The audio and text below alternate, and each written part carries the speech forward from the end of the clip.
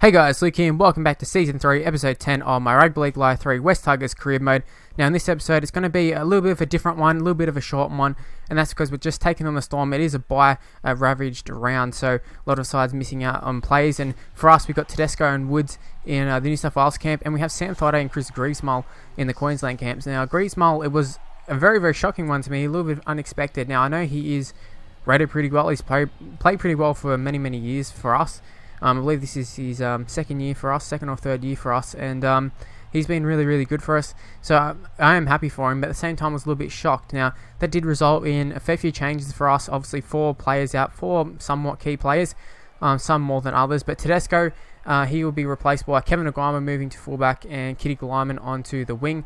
I believe Griezmull and Thaiday were replaced by, first off, we'll say Thaiday. His starting role was changed. He was replaced by Satan Marmau. Now he's someone who I have high hopes for. He actually is rated very well. He's just young, and we're hoping he can progress pretty well. He has been progressing pretty well without playing, and he has played games here and there. I did expect him when I signed him to be really, really good for us, but he didn't really impress too well when he played. But we're giving him another opportunity here, and Sam G making what might be his debut for us. It's definitely a possibility, but the man we're talking about, Satan Marmau, he takes it straight around the fullback, or whoever it was, I think it was Munster, and he ends up going and scoring a really, really spectacular try for a second row.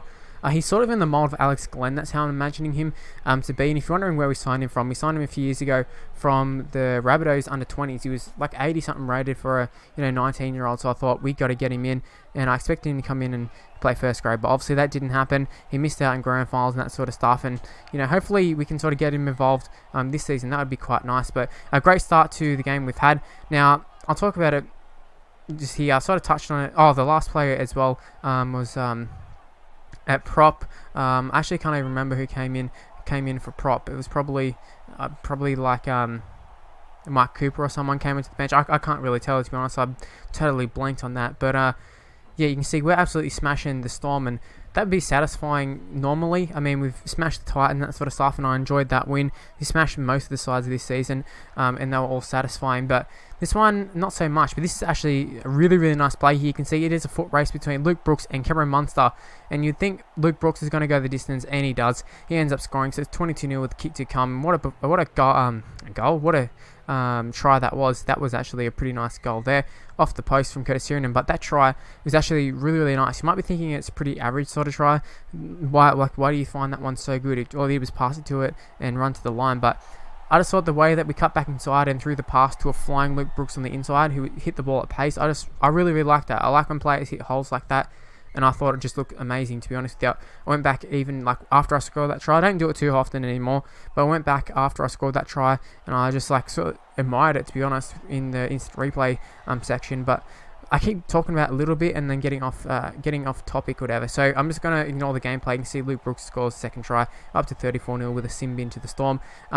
Yeah, it would be satisfying normally to smash the Storm like this, but I mean, as they're top 4 side, they're a good side. The only thing is, I mean, it's an Origin game. Leading up to this, I knew we were taking on the Storm, and I knew it was going to be, a good contest. I was looking forward to it. Finally, we might have a challenge. It might be entertaining, because believe it or not, I don't enjoy smashing teams 50-60-0 every game, because it just becomes a chore to play the games. So I was thinking, this, instead of being a breeze, this might be a bit of a challenge. Billy Slater's really good on this game. Cooper Cronk's really good in this game. And in the past, Storm have been, pretty good competitor with us. I think we've played them in finals. We might have beat them and stuff, but there's definitely been a contest between them. So, yeah, I was really hoping that, Storm at least, I don't expect them to win, but just, give us a challenge, give us something. But obviously Origin came, and it kind of came at a bad time. And I know that it sounds weird if you're a real life manager to say, or a real life coach, I should say, to be like, oh yeah, we want to play the best players at Origin time. But I mean, in the position we're in, we need to continue to play the best and just try and keep our form up, to be honest with you. But 42-0 at half time, it seems a little bit ridiculous, and if you're getting frustrated, apologies for that, but it's just how it is. I'm just really, really good at the game at this stage. And you see Blake Green actually scores for the Storm, which might lead a little bit of a comeback. I mean, obviously they can come back all they want, but they're not going to win this game. It really does not matter unless we literally just take all our players off for the next half. Nothing's going to happen in terms of them making a huge comeback. But right here, I think it's Nelson Asafa Solomona making a bit of a break just then. Well, he got put in a gap, I should say. He didn't make the break, but he was on the receiving end of a great pass, and that was another good pass there from Nofaluma, I think it was, Chris Lawrence. Now, that side of the field I don't think gets enough love, and I think this is Asafa Solomona again. And what I mean by it doesn't get enough love is that I don't use that side too often enough, I don't think. Now, Chris Lawrence and Nofaluma, great players. Nofaluma won Dalian medal on this. I obviously know he's a great player. I know he can score tries and that sort of stuff. Chris Lawrence, he's one of my favourites in this game. I think he can eventually move to the second row on this game. Whether I do that or not remains to be seen. We're pretty stacked in the second row, but did try it to start off the first season, so I'm not against the idea totally. But yeah, Chris Lawrence, good player. Nofaluma, good player. And you got players like Alex Glenn out on that side. You'd think we'd use that a little bit more, but I just feel that left hand of the field, left side is a little bit more of a strike weapon. I can't tell you exactly why. I think in terms of actual ability, they're pretty similar. It's just, I don't know, maybe it's a personal preference of hitting that edge for some reason. It just feels easier or something. I really don't know why.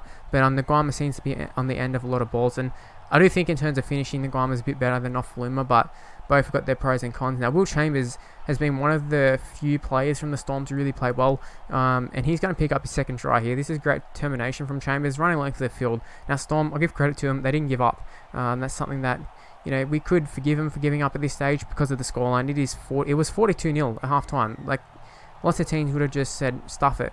But Storm actually come out in the second half, and they're up 18-0 in the second half. So, I suppose they can be proud of that, but at the same time, we've dropped our performance off big time. Right here, Alex Glenn, he was tackled by Will Chambers, and hopefully this sort of kills the momentum for the Storm. Will Chambers, the man who's been scoring the majority of their points, I think he scored 2 of the 3 tries, so getting him off the field should stop the the outpour of tries that have been happening lately.